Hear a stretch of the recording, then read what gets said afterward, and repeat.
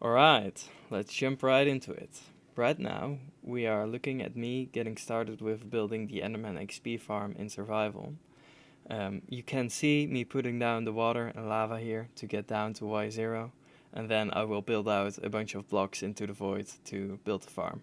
But while I keep that going, let's talk a bit about some other stuff. So, as you guys can all see, I got a second account to make nice time lapses like this.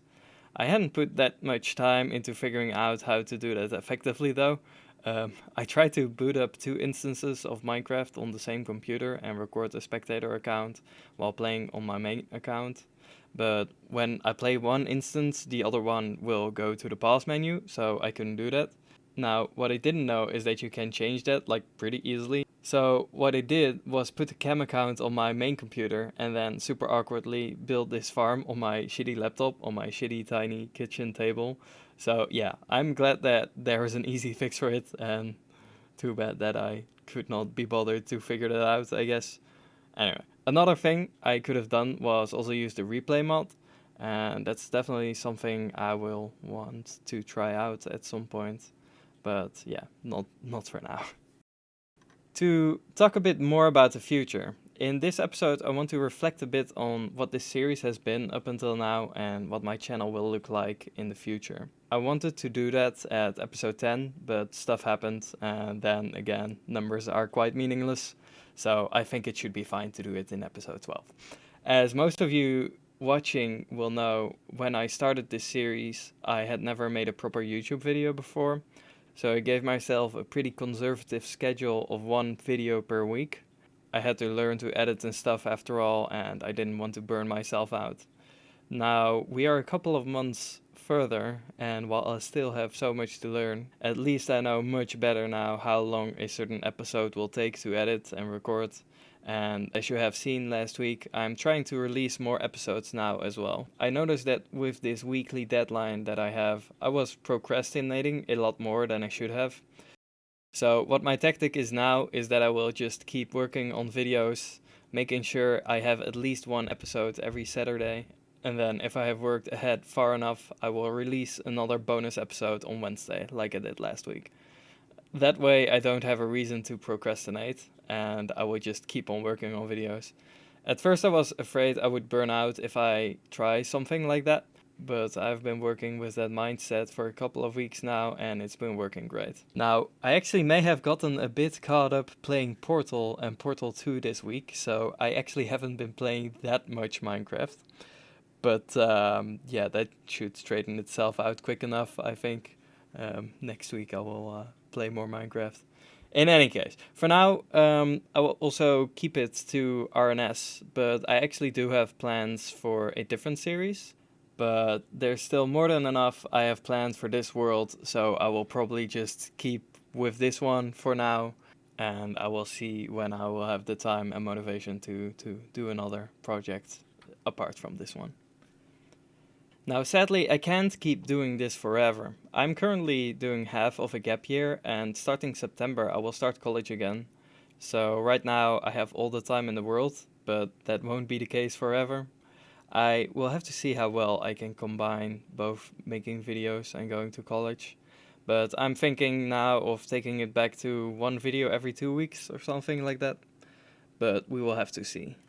But man, if I could get this YouTube stuff off the ground so I'll be able to pay at least part of my bills like this, I would be so happy. Because man, this is just so much more fun than all other jobs I have had. So I really hope I can keep this up and keep on getting better at doing this. Then the viewers should start flowing in at some point, right? Well, anyway, this has been quite a talky episode so far, but it is definitely also very different from episode 9, which is also a very talky episode. Uh, kind of interesting, but anyway, it's definitely intentional though, because I feel like expressing my thoughts into words is one of my weaker points, and I would really want to get better at it.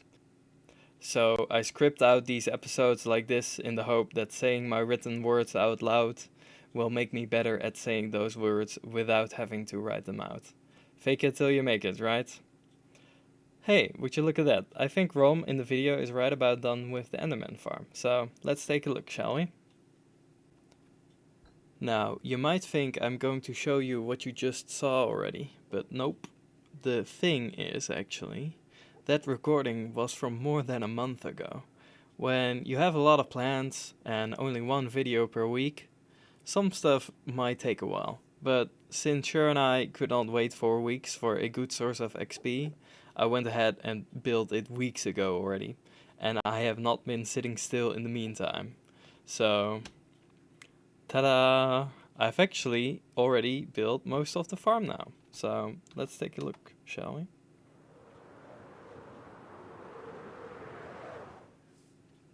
So yeah, as you can see, I got pretty much everything already, and the farm is certainly working.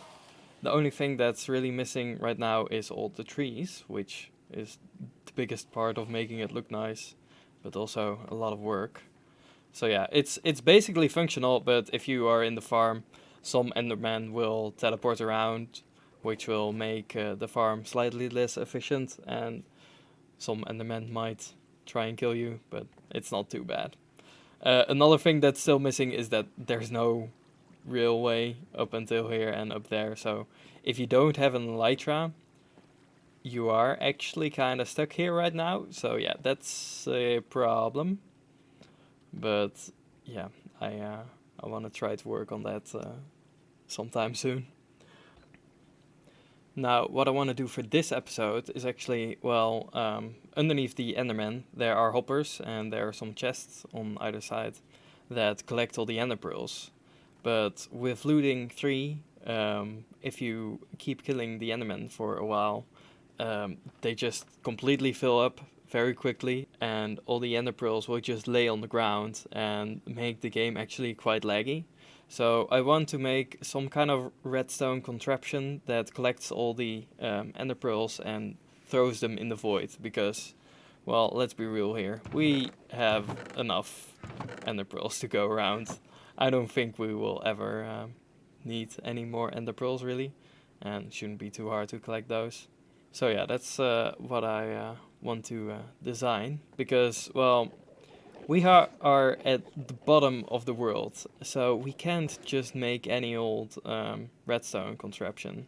I kind of do know how to make something like this, but I'm not sure if I can make it work neatly and compactly at Y0. So yeah, let's go to a redstone world and try to figure that out. So here we have a little mock-up of the Enderman XP farm. These hoppers normally put the ender pearls straight into chests on either side, but now they are aimed into this dropper, which has a little redstone circuit attached to it, which will make sure that as soon as an item gets in the dropper, it will be thrown out again. So yeah, will just get thrown out, and it will keep going until it is empty. And yeah, this is all nice and simple and compact, but this is the lowest block already, and you cannot put repeaters and comparators and redstone on air, on void. So this cannot, yeah, this doesn't work in our farm. So let's just noodle around for a bit and see if I can get something working. Okay, so what I was trying to go for here is make a system with droppers that can recognize when items go into these droppers and then starts a clock to throw out the items. But I realized with this setup, it's very difficult to make a system that is fast, does not take up that much space, and is also like one layer above the void. So what I did instead, because since we only ever go to the Enderman farm to kill Enderman, and so generate ender pearls, I just made a clock based one. So here I have a clock that activates these droppers, and you can turn the clock on and off. And it's so much faster. These have 3 droppers that get pulsed 5 times per second, so we have this system drops 15 pearls per second, so yeah, that's pretty fast. Otherwise it would be like, I don't know, 2 or 3 times as slow, maybe 4, I don't know, I haven't checked. But yeah, this works both in the void, above the void, and is just fast and pretty compact. It's this is the most chunky bit, but there should be trees on this side, so it should be pretty doable to hide this. And yeah, you can turn it off again. I could just leave the thing running and then we wouldn't need this. But yeah, it's nice to at least be able to turn it off and on again quite easily. And yeah, it visually it doesn't take up any more space. And I should have to, yeah, I will go make this in the creative world as well. See how it fits with the Enderman farm, because like the Endermen have to walk across here. But I think that's possible. They can do that on top of this. Here I am in the world where I built the Enderman farm in creative, and it's actually was pretty easy to implement, and it's functional now.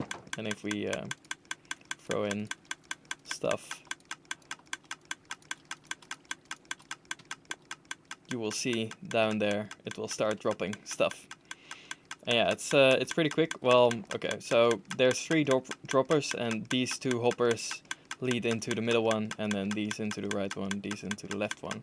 So yeah, now only the middle one is dropping, and if we put stuff here,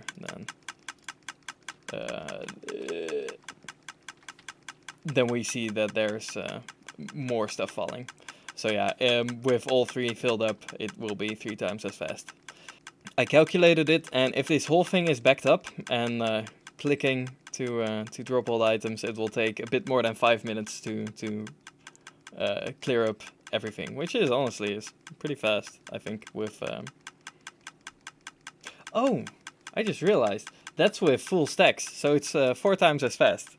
It's like, I don't know, 1.5 minutes to clear up, because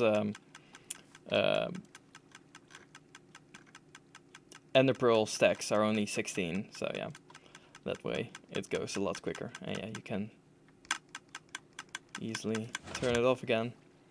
There's a bit more dirt here to hide it all, but nobody.